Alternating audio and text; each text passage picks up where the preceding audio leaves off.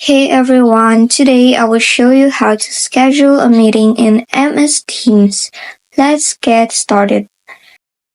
In the left sidebar, click on the calendar icon, then click New Meeting button in the top right corner.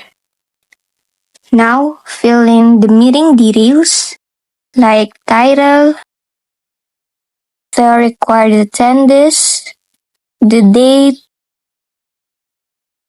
time, and until when the meeting is. You can also choose if it will repeat daily, weekly, monthly, yearly. It's up to you.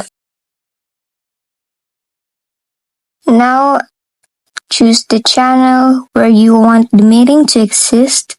You can also add a location or choose to send personal invites.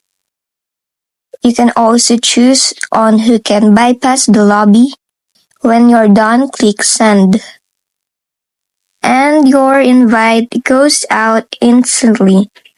The meeting will now appear in your team's calendar, and invites will get a link to join from their email or calendar.